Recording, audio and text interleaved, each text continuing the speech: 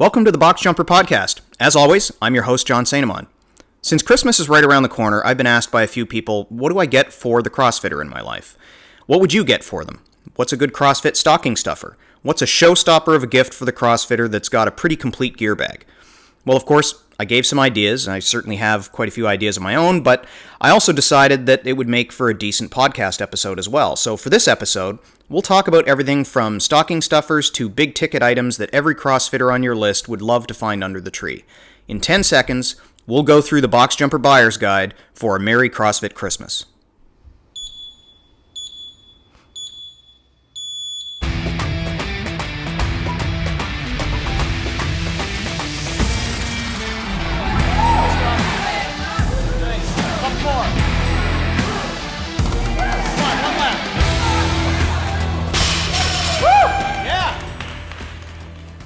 Okay, with a week to go before Christmas, let's talk about putting a bow on a box to put under the tree for someone at your box.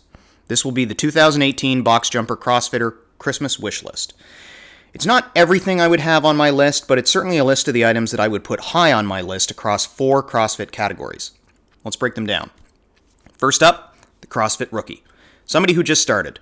They're very new to the sport, they haven't invested in much gear.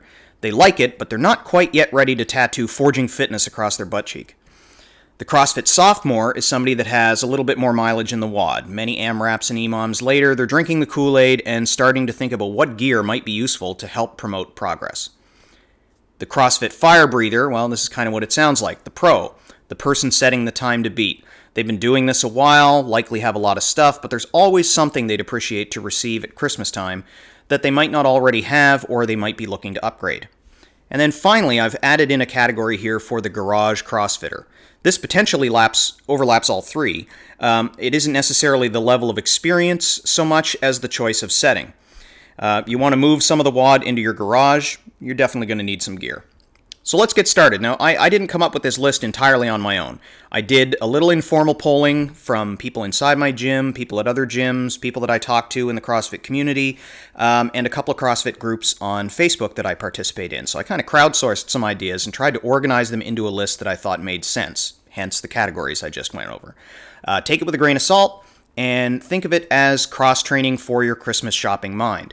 If you're buying for a CrossFitter in your life, you'd be hard-pressed not to find at least one item or two on this list that would be worth throwing in the cart before checkout. So, let's start. Group number 1, the Rookie. When I first started CrossFit, I didn't have much gear, and there were 2 reasons. One is I had no friggin' idea what to buy. It was a new sport to me. When I walked into the gym, I could see people were wearing wrist wraps, and it seemed like they were wearing some specialized shoes and clothing, but I honestly didn't know where to start. So you generally don't walk into the gym on day 1 with a bag full of gear. Second, even if I had known what to buy, what to prioritize was a bit of a mystery to me, and frankly, I didn't know if I was staying. It was still a little early. So now that I've been in the community for 3 years and I've been asked for advice on this front by many new athletes, I have a pretty good idea of what to tell them. So we're going to start with some of the things that as a beginner you can consider adding to your gear bag very early on. First up, wrist wraps.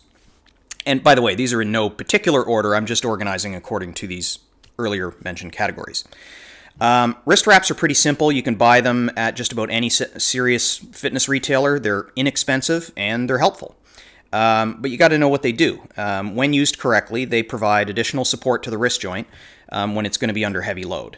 It doesn't mean that you use them all the time, but when you know your wrist is going to be under maximal strain for stuff like heavy front squats, clean and jerk, snatch being examples, they can provide support to the joint. They're a pretty easy and inexpensive thing to throw in your gear bag. And you'd want to talk to your coach about how to put them on properly so that they provide the support that you need, but don't limit the range of motion of the wrist joint.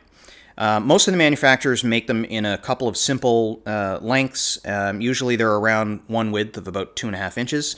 And some attach with Velcro. Some are simple fabric that wrap around the wrist and lock in by tucking the ends underneath.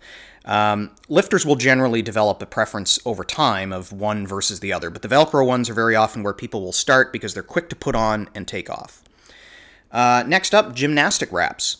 They're kind of like wrist wraps in that they're cheap and they're not But one of the challenges is they're not as easy to lay your hands on. You're not going to walk into a local store and expect to find several versions of them on the shelf. In fact, you'd be hard-pressed, depending on the market that you're in, to find them on a retailer's shelf, unless it's a very specialized retailer. These are straps that cover the palm, and they're most commonly used for gymnastic movements in which your hand position is somewhat dynamic rather than static.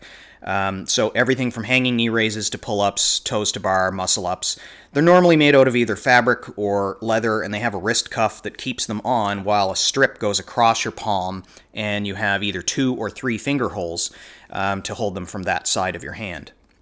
They're a line of defense against wear and tear on your hands. Not everybody likes them. I'm personally not a huge fan of them for my everyday workouts because I just feel like I need to feel the bar in my hands.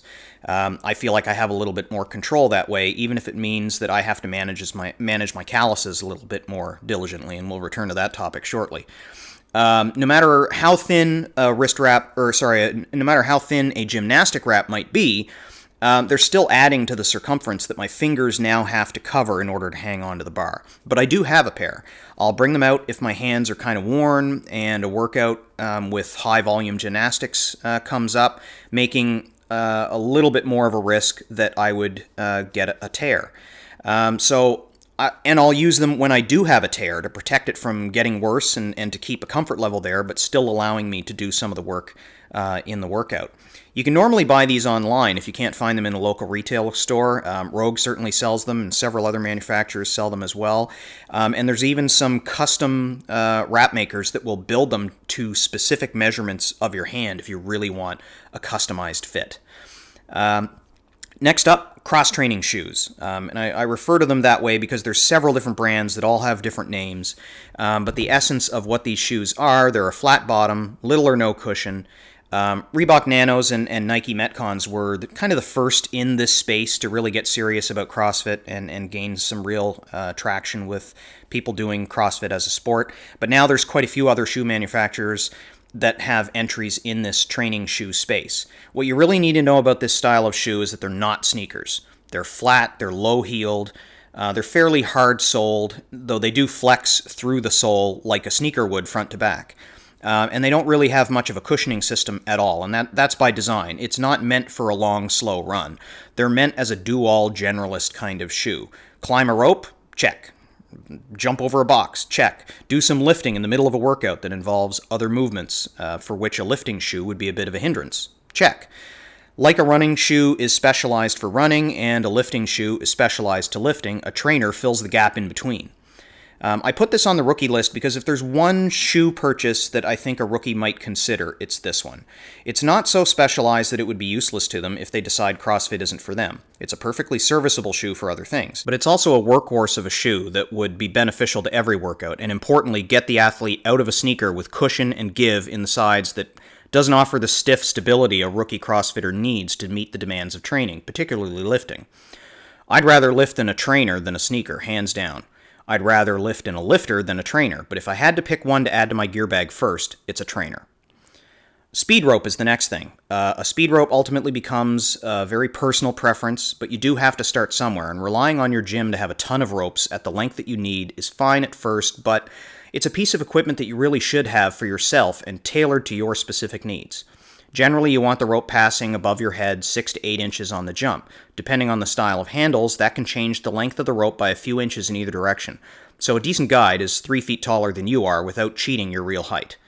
But as you develop the skill that you need with the rope, you may find that you can get away with a little shorter of a rope and have it pass closer to you as you learn to flick with your wrist and keep your arms in stable and pointed downward.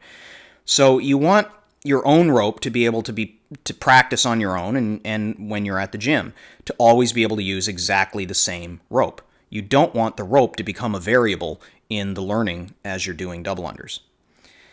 A lacrosse ball is another thing that I really recommend for even the beginner. They're super cheap, obviously, and effective. Every athlete should get some mobility equipment of their own that they can fit in their gear bag, and this is about as portable as it gets. It's a great tool to roll out the muscles, target a specific area, and to help lengthen the fibers in the muscle before or after a tough workout, and even on off days. A foam roller is a good complement to this, though it's not entirely portable. It's not the sort of thing that you can fit inside your average gym bag, depending on what size you buy. But it's another great way to work on your mobility at home. You can roll out large muscles and help work through a range of motion issues with major joints. And a shaker bottle. Realistically, you'll never have just one, but the order of the day is to hydrate, and you're going to need that thing by your side from minute one in your gym, so you really got to have one that you love, and for God's sake, put your name on it in giant permanent marker so that it doesn't wind up in the catch-all bin for things that people leave behind after the workouts. Okay, let's talk Group 2, Sophomore CrossFitter. First of all, some of the rookie items here still apply. So not everyone gets too much in the way of gear until they're pretty committed. Some things just wait a little bit longer depending on the programming in your box and what you feel you would get the most benefit from. So here we go. Let's talk about a weight belt.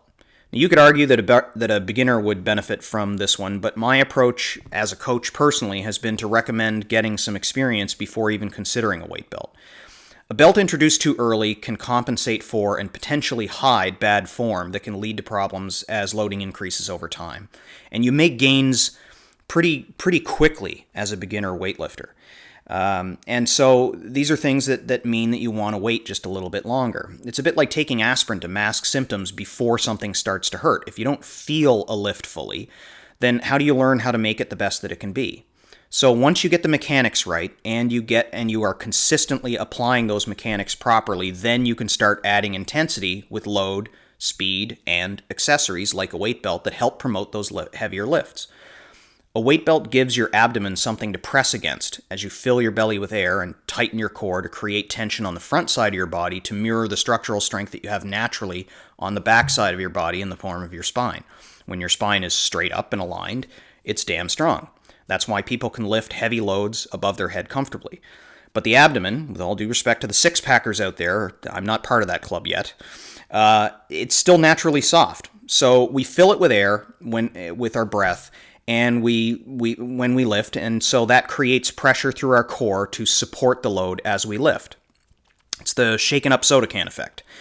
Add a belt to the weakest side of that soda can, and well, if there was one, you would understand what the purpose of the belt would be. It doesn't support the back so much as it allows the abdomen to have something to push against and amp up its ability to contribute to the pressure that we're trying to create to support the load. So a lifter with experience can take advantage of this and make progress with the help of this tool far more effectively and safely than a rookie can. That's why I recommend that it waits just a little bit longer before you add one to your gear bag. Once again, size, width, and the closure style become a point of preference for the athlete, but again, you have to start somewhere. Generally in CrossFit, we very often lift multiple reps at a time. So we're not buying a belt purely for the purposes of our 1 rep max. And that tends to be what the leather belts are great for. So they may not be the right choice for the CrossFitter as a starting point. Nylon is a common material that has just a little bit more give and is a great place to start. It's lightweight, it's easy to add to the bag, and again, there's several different widths available, anywhere from 3 inches to 5 inches, and you have to find something that suits you best as an athlete. And that may change if your body shape changes as you progress through your training. Knee sleeves are another thing to consider. The reason for making this a sophomore choice is similar to the weight belt. You want knee sleeves as a support, not as a crutch, or to mask any knee joint deficiency. There are different types of knee sleeves that serve different purposes, so you have to be clear on what your objectives are, and that sometimes takes a little bit of time to shake out as well. Some are for warmth and a bit of compression, like cloth sleeves. Neoprene sleeves are available in multiple thicknesses. The thin ones generally allow for more movement, but provide less compression or support, while thicker ones offer significantly more support and compression, but they're a little warm to wear, especially in a long workout. Neoprene is maybe a very common multifunctional sleeve for a CrossFitter to wear. A little bit of protection, a little bit of support for lifts, but not so much to get in the way. While knee wraps are commonly worn for performance lifts and offer considerable compression. Of the weights commonly available in neoprene varieties, I usually tell athletes to start in the middle, which is commonly around 5mm, and a lot of people are happy staying there. I personally I started with 5mm and I wound up moving to 7s. Lifters are another thing, lifting shoes. By now, you may already have a training shoe, as mentioned in the prior section. It's fine and dandy, but now you want to take it to the next level. And particularly when you're doing some serious lifting, a proper Olympic weightlifting shoe is what you're after. There's a few reasons why. There's features in the shoe that come into play. They have a raised heel, and this allows you to squat just a little bit deeper with a little bit of additional ankle range of motion. They have a rigid undersole and quite a bit of firm support around the edges and top of the shoe. If a running sneaker is a pillow and a trainer is a board, a weightlifting shoe is a bloody cinder block. It gives you a rock-solid, stable foundation for your lifts. That's its sole purpose. You're not going to use it for anything else, which is why in terms of priority, at least as a CrossFitter, I put this in the next to buy, but not the first to buy. You'll use them, but expect not to get nearly the same kind of mileage out of them as your trainers. Next up for the sophomore CrossFitter would be a Callus Shaver. Nobody likes to talk about it, but once you've done pull-ups and barbell work for a while, your calluses are going to start to develop. And it's good, you need them. They protect your hand, and you don't want your hands to be super soft forever when you're doing CrossFit. But you don't want your calluses getting out of control. Why? Well, it's not because your handshake starts to creep people out. It's because your next trip to the pull-up bar or the barbell may result in a tear. And a tear is not a rite of passage. It's a hindrance to your training that you need to avoid. Tears are painful. They can take a while to heal, especially if you tear at a really inconvenient crease in your hand. And while you're waiting for it to heal and not doing pull-ups and barbell lifts, your classmates are getting stronger. So by now you know that isn't going to fly, so why risk it? Get a Callus Shaver, take off the top several layers of those puppies, and pumice stone the edges so that you don't leave yourself open to those tears in the first place. They're cheap. They're available in just about any cosmetics department where you find like nail files and that sort of thing. Another thing to consider is sort of a twofer, gymnastic balm and or liquid chalk. These are nice to haves. They're certainly not necessary. Depending on your gym, not every gym has a liberal chalk policy, so it kind of depends on what your priorities are. But these are two things that I have in my bag that I appreciate when it comes up. First, the gymnastic balm is to your hands what lip balm is to your lips. It hydrates, moisturizes, and it helps soothe and protect against tearing. It tends to be a little greasy, though, so it's absolutely not a pre-workout treatment. Liquid chalk is exactly what it sounds like. Instead of living in a cloud of white dust that gets everywhere, you apply a little bit of this liquid to your hands and spread it where you need it, and your hands will feel dry and a little bit tacky. So it's ideal for no-mess pull-ups. Shin covers are another thing that a sophomore might consider, either in the form of long socks or honest-to-God shin guards. They're great for deadlifts, box jumps, and rope climbs. Those are the three things that will tear your shins up if you're not careful. And it only takes one bad rep to tear the skin off of a shin. So be prepared for how warm they are, though. The extra leg covering will make you hot in the middle of a WOD. But if they save you taking the skin off your shins, you'll appreciate you had them on. And finally, lifting tape. Now, this is different than athletic tape that you would commonly find for hockey players or something like that. They're about an inch, maybe an inch and a half wide, but they're made of a breathable, flexible, and stretchy material. And different brands have different levels of stickiness. But you wrap this stuff around, for example, you wrap it around your thumb for your next heavy snatch session, and you'll wonder how you went without before, particularly if you're doing a lot of it.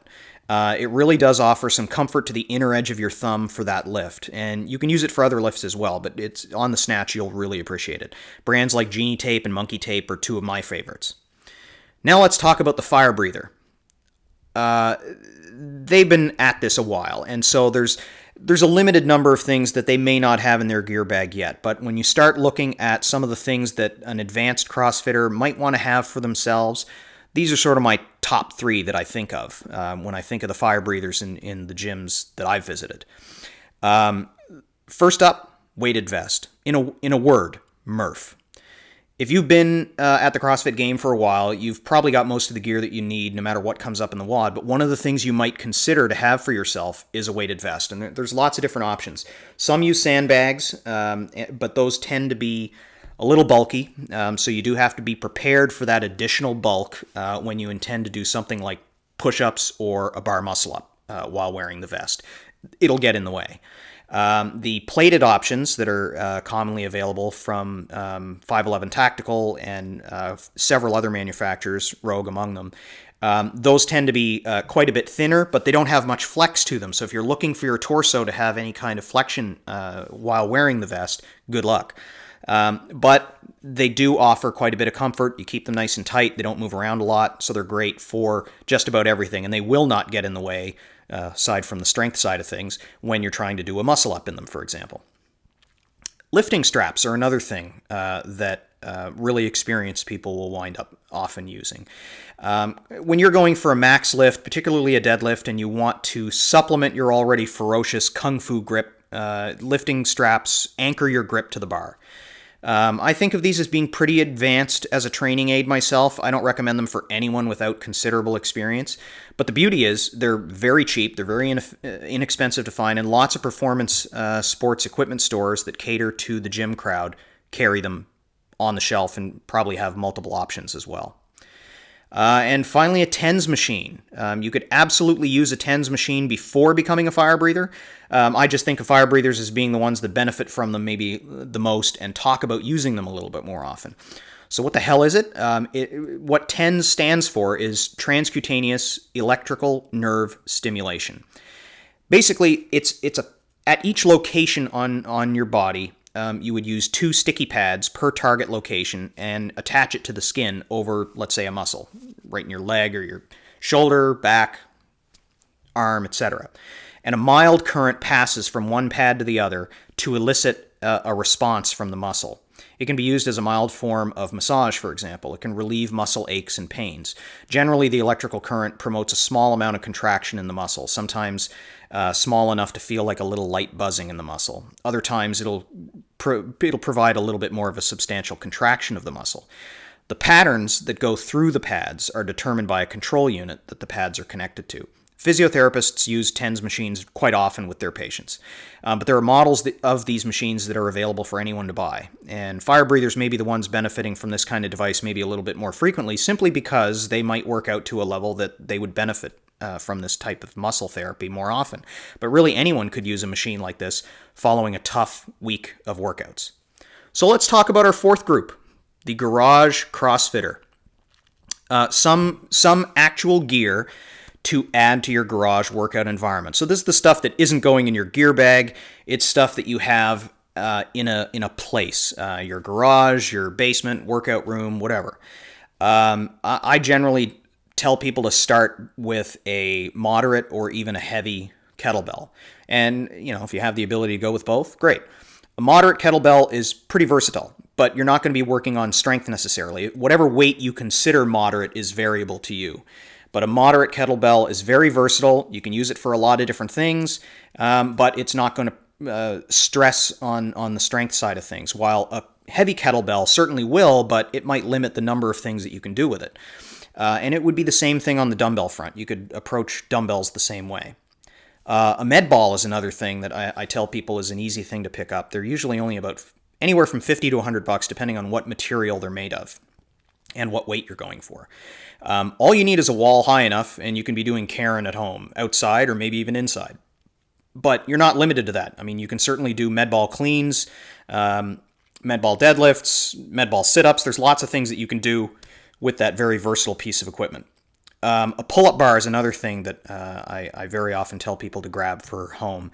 I know they sell door-mounted pull-up bars here and there, but unless you get the new Rogue one that has a really strong support plate that bolts to the studs above the door, a door-mounted one is only going to get you strict pull-ups, which is great. Don't get me wrong. You definitely want to be working on strict pull-ups, but when you're looking to get the best bang for your buck for your home gym, you want something that isn't a one-trick pony. So if you can get some form of wall-mounted, seriously strong pull-up system, that's generally a little bit better. Rings are another thing that you might consider for home, either for dips, if you have a ceiling high enough and a joist to attach them to. Ring gymnastic work is great to be able to work on in your garage. You may, and depending on what style of connection you have to the ceiling, may determine exactly what you're able to do with it.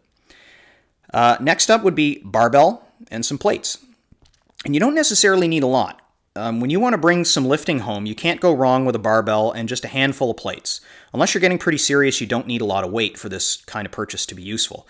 A nice barbell might set you back a couple $100. Plates are very often between $1 and $3 per pound, depending on what kind of plate it is.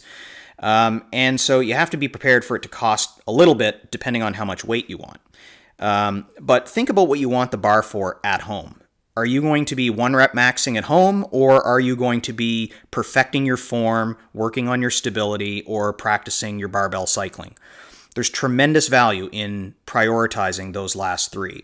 And when you do, the gains that you see under load in the gym would still be noticeable.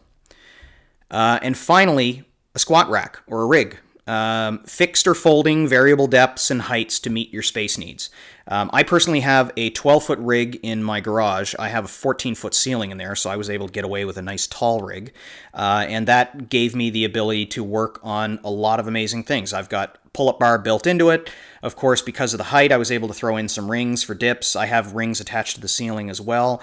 I have a rope attachment attached to my rig. I have a wall ball target attached to the rig. A rig is a multi-function platform. So in the grand scheme of things, because of the number of things that you can do, they're a pretty good bang for your buck. Whether it's a freestanding squat rack or a rig that attaches to the wall, or either in a fixed position or collapses to fold up against the wall, you can generally get either a home squat rack or a rig in the $400 range. And it might sound like a lot, but your last phone probably cost you twice as much. So that's just something to think about. And there you have it. That's the 2018 Box Jumper CrossFitter Christmas wish list. Are there some items you think I missed? I'm betting there is. Send me an email at info@boxjumper.ca and set me straight. Tell me why you think something you thought of should have been on my list. But be kind. It's not like I didn't think of many more to include, but did you really want this episode to be Lord of the Rings long? Christmas is just a week away, so you don't have long to add these items to your cart for the CrossFitter in your life. If none of the items on my list spoke to you, well, the next best thing you could do is I'm sure you could go out and buy a gift certificate for your CrossFitters box. I'm sure they'll spend it wisely at the affiliate that they call home. Please subscribe to the Box Jumper podcast on your favorite podcasting platform so that you get all of the upcoming episodes automatically as I'm joined by guests to talk about CrossFit, fitness, health, healthy living, diet, you name it, we're going to talk about it. If you like this episode, please write a review on iTunes. Ratings and reviews really help other people find the podcast. Let them know that they might like it, and they give me some feedback on what I'm doing. I'd love to see some more iTunes reviews. I got a fantastic review from a new listener in the UK who spoke about the podcast being a mature podcast in both senses of the word and looking forward to my next release, even though they are a solid month apart. I'm going to try to tighten that up and release more episodes more frequently. But in the meantime, I hope that the next new episodes reach more and more of you out there. So thanks for tuning in. More interviews with interesting folks from the fitness and CrossFit world are coming real soon. Until then, stay healthy, WOD happy, and WOD often.